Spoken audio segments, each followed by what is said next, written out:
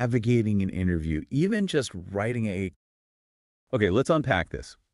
Think about it, right? Applying for a job, navigating an interview, even just writing a clear email. Mm, It's not just about what you know, is it? It's really how you present it. absolutely. That presentation piece is key. So today, we're taking a deep dive into this really fascinating document, an English for Job Seekers Manual.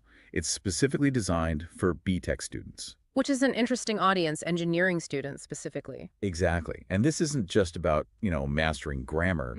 It's more like a detailed blueprint for career readiness. A whole package. Right.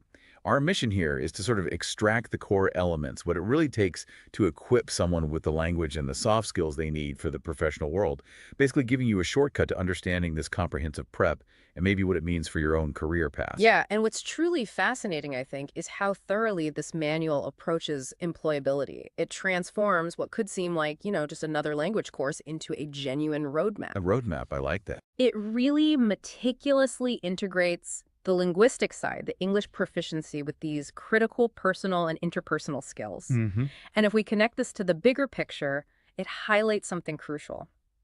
Successful career entry today, it really demands this multifaceted skill set. It goes way beyond just your academic knowledge. That's so true. Which I guess raises an important question for all of us, doesn't it? How do we effectively synthesize such diverse training, all these different pieces, into a cohesive, impactful professional persona? That's a critical point. And this manual, it starts right there, laying a solid foundation. It clearly outlines its course objectives, the expected outcomes. That's the stage. Exactly. It aims to foster a wide range of grammatical structures and vocabulary, both in speaking and writing. Okay. And it explicitly teaches strong writing skills, for everything from effective paraphrasing, which is harder than it looks, Oh, definitely. to crafting persuasive argumentative essays and formal correspondence, emails, letters, that kind of thing. The practical stuff. But what genuinely surprised me, and what makes this more than just, say, a language course, is how it explicitly provides training for fluency.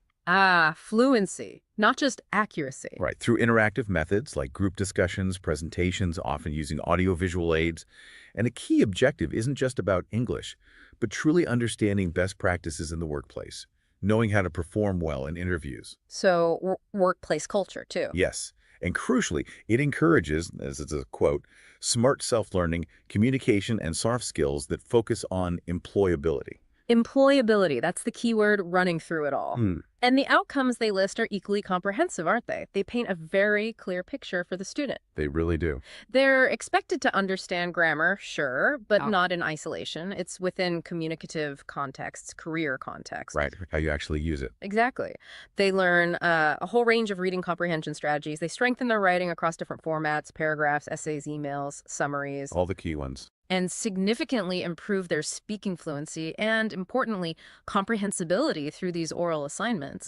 Ultimately, the goal seems to be for them to confidently prepare their own resumes and answer intricate questions without hesitating, demonstrating acceptable soft skills. It's all incredibly structured. If you look at the course structure, just at a glance, it's divided into 5 progressive units. Each one builds on the last. Makes sense. Scaffolded learning. Yeah. Unit 1 kicks things off with preparing for written assessment. Then Unit 2 dives into reading comprehension. Okay. Unit 3 tackles writing paragraphs and essays. Unit 4 prepares students for oral assignments, focusing specifically on group discussions, or GDs. Ah, the dreaded GDs. Yeah.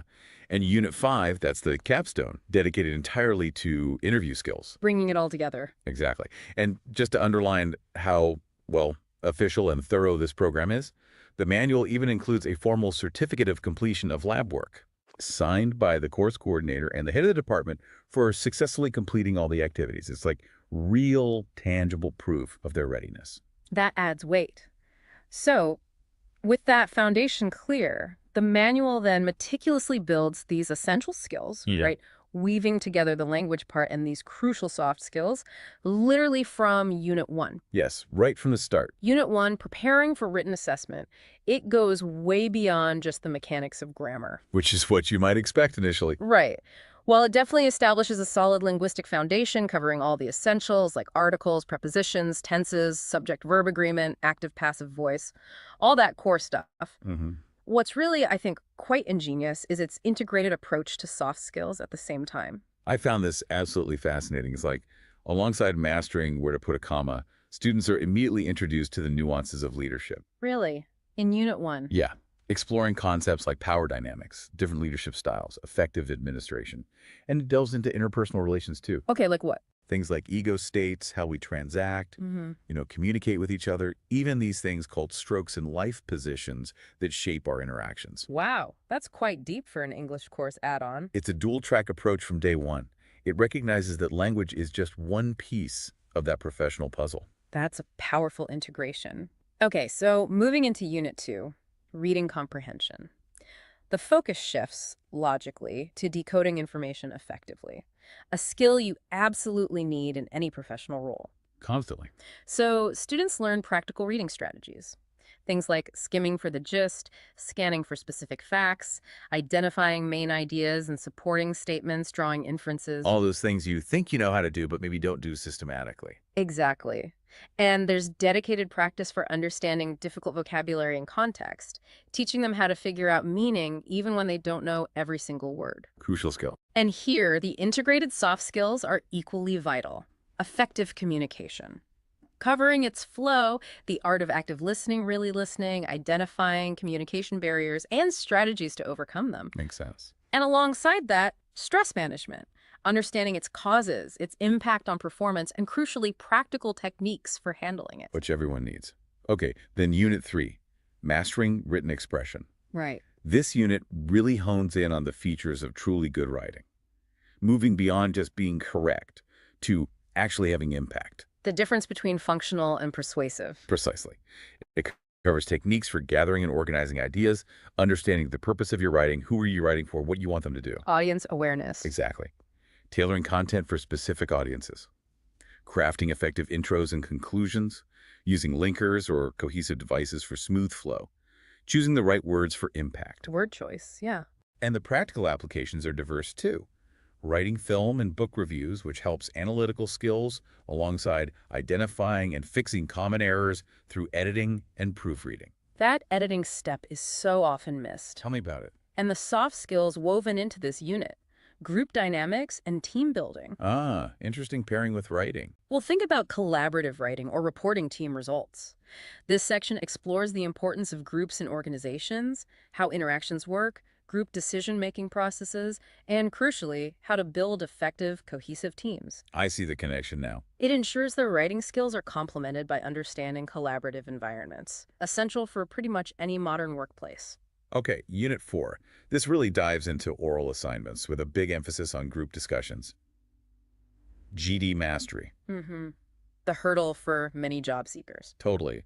And GDs are explicitly framed here as a critical selection tool, requiring specific skills like leadership and problem solving, not just talking. Right, not just contributing, but contributing effectively. Exactly. The unit covers different types of GDs, the underlying group dynamics, and the different roles within a GD.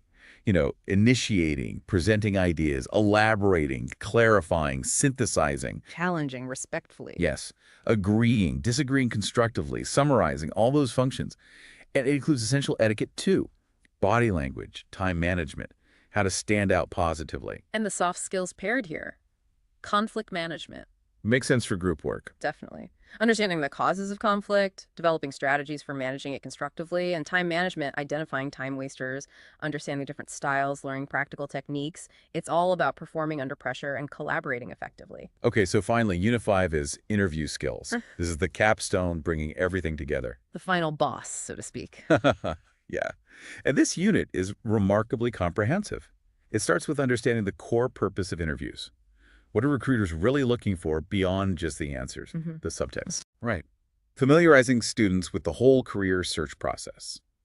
And it even pushes for critical self-assessment. What are your skills, interests, achievements, your professional attitude? Knowing yourself before you try to sell yourself. Exactly. And building on that self-awareness, it provides incredibly detailed guidance on document prep, like preparing a compelling resume, what details to include, how to lay it out for impact. Practical layout tips are so helpful. And writing an effective cover letter. What information is critical, how to organize it best. Then it moves into the actual interview conduct. Okay. How to thoroughly prepare, how to behave during the interview, and what interviewers are specifically assessing, often beyond just your verbal answers. Body language, confidence. And it doesn't leave any stone unturned on the practical side either. It covers strategies for answering those common, sometimes tricky FAQs. Ah, yes, the tell me about yourself type questions. Exactly. About yourself, your family, likes, dislikes, justifying why you're the right candidate, your priorities, attitudes, even biases, Yeah. and your professional goals. Those questions are designed to reveal character, not just facts. Absolutely. It also includes a solid section on public speaking, planning, practice, delivering short speeches, capturing audience attention, crafting strong closing statements. Useful beyond just interviews. For sure. And the integrated soft skill for this final unit is motivation.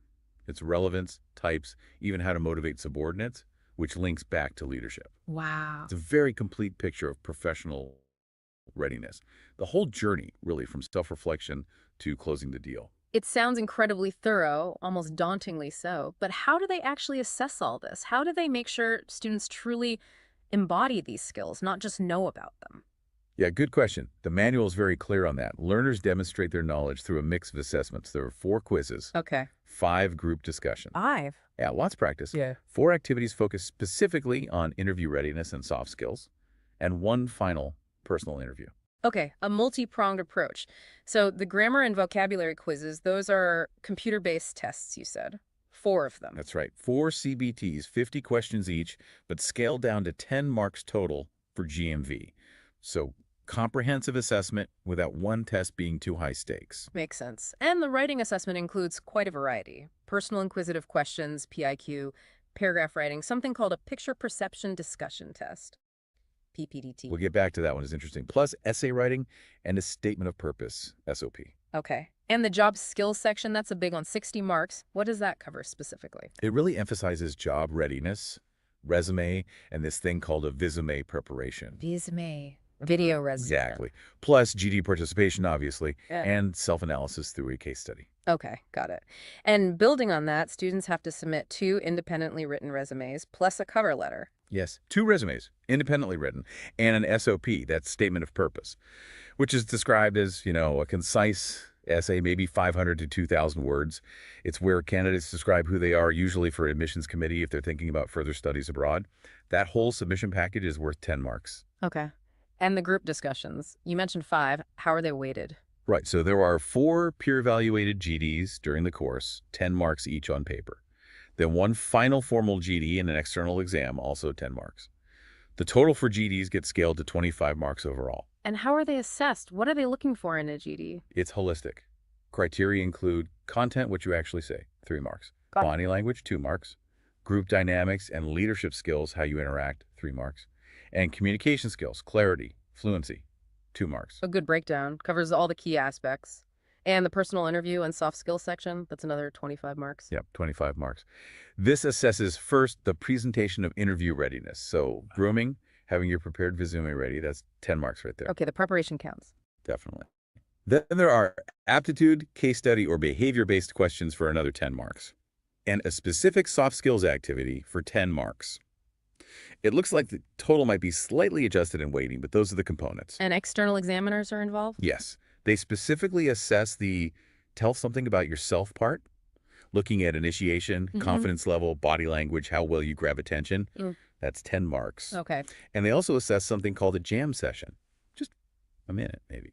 Or a face-to-face interview section, another 10 marks, focusing on flow of speech, accuracy, language use, and confidence. Jam sessions are tough. Good practice, though. So how do you actually pass this whole thing? What's the threshold? Okay, the grading breakdown is writing is 20 marks, grammar vocabulary is 20 marks, and job skills are the big chunk at 60 marks, total 100. Right. To pass, a student needs 40% overall, or they can pass with just 30% if they have an achievement certificate from some national or international level quiz or psychometric analysis. Interesting alternative. But here's the crucial part. Clearing all categories is mandatory. You need 60% in each category, writing, G&V, and job skills. Ah, so you can't just ace the job skills and bomb the grammar. You need competence across the board. Exactly. No weak links allowed. That brings us to some of the really practical applications in the manual, things that show the depth of this preparation, like that picture perception and discussion test, the PDT you mentioned. Yes. Okay, this one's fascinating. The rules are candidates get just 30 seconds to look at a deliberately hazy picture. Only 30 seconds. Wow. Yeah, quick perception. Then they have 4 minutes to write a story about it, and they have to note down the age, gender, and perceived mood of the characters they see. Okay, what kind of story? And here's where it gets insightful. The rules for the story itself are it must be positive. Mm-hmm. It has to feature a main character, include some kind of problem, offer innovative solutions, and have a proper ending. Standard story structure, but positive and solution-oriented. But the key instruction, the really interesting part, is that the story must represent you, how you think, how you react, and it must include your emotions, your feelings. So it's a psychological assessment tool, essentially, disguised as a creative writing task. Pretty much. Females are even encouraged to make the lead character female if applicable. The emphasis is on practical, realistic stories and then discussing them with peers. Makes you think, doesn't it? It really does. You wonder what kind of stories you'd come up with under pressure like that. Exactly. If this manual existed when we were interviewing, maybe fewer awkward pauses. That's a fair point. Okay, then there are the detailed breakdowns for resume writing, for the career objective section. Which so many people struggle with. Right. The focus here is on highlighting your major qualities, qualifications, experience that are relevant to the dream job. The rubrics, the scoring guides, they explicitly say, don't be vague. Clarify your specific career interests, detail your skills. Be specific. Always good advice. Then the skills section.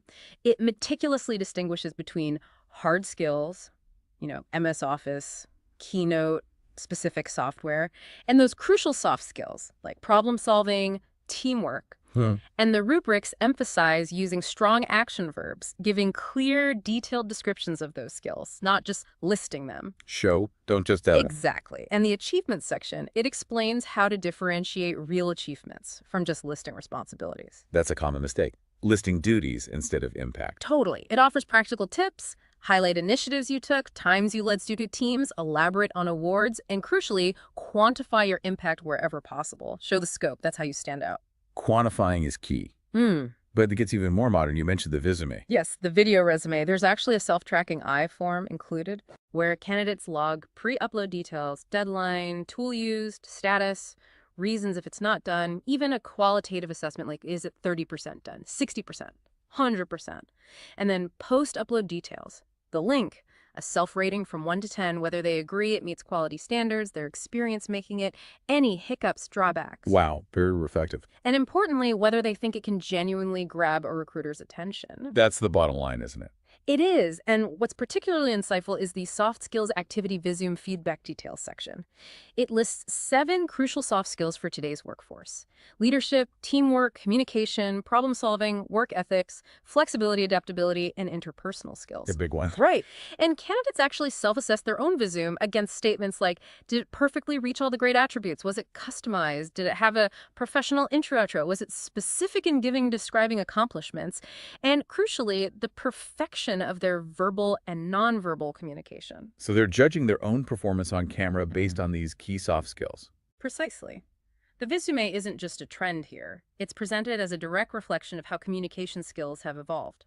It demands a new level of self-presentation, nonverbal mastery. It's beyond just the written word now. It really is. And it's all about pushing students towards genuine self-reflection, isn't it? Absolutely. This seems further emphasized in the case study and self-analysis sections you mentioned. The case study involves interviewing a senior. Yes, interviewing a senior professional or student to understand their experience and how it could specifically help them, the student, pursue their own dream job. Smart way to learn vicariously. And the example questions provided are quite practical. Things like, what was your experience in the ELCS Lab? Presumably an English language communications skills lab. What are important interview requirements from your perspective? What activities improved your communication? Any experience with national qualifier tests and QTs? And QTs, right? Those standardized aptitude tests. Tips for face-to-face interviews, resume tips, the role of verbal tests, challenges transitioning from academics to corporate life, how they solved problems at work, real-world insights. That's incredibly valuable information for a student. Absolutely. And then there's the self-analysis part. It's a 12-point self-assessment. Candidates rate their own abilities on a scale of 1 to 10. Okay, what kind of things do they rate? Covers everything. Significance of their career aim, their knowledge of prospective organizations in the industry, their communication skills and verbal aptitude, internship experience, ability to resolve real-time problems, Practical problem solving.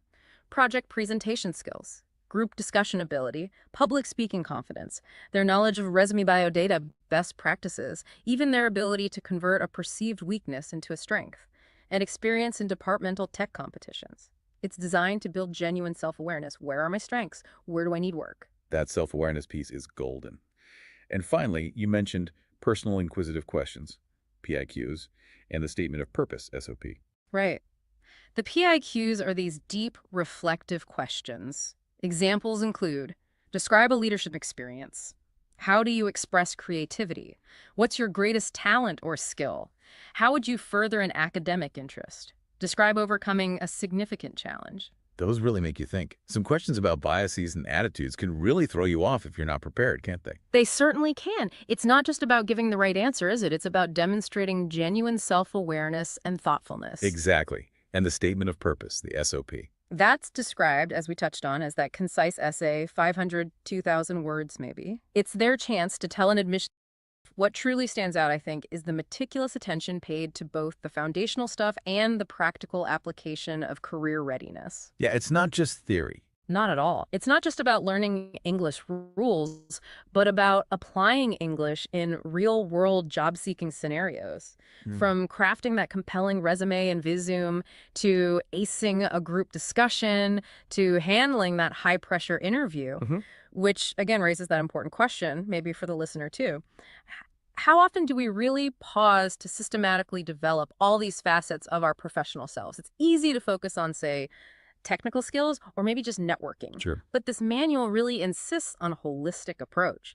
Language, soft skills, self-awareness, practical application, all of it. You're absolutely right. This manual really underscores that employability today, it's a sophisticated blend, isn't it? Hard skills, yes, but also these nuanced soft skills and a really strong dose of self-awareness. And continuous practice. And continuous practice, exactly. All continually honed through that practice and self-assessment loop. It's like being given a detailed blueprint for building your professional persona. Not just for getting a job, but maybe for building a whole career. A blueprint is a good way to put it. So what does this all mean for you listening right now?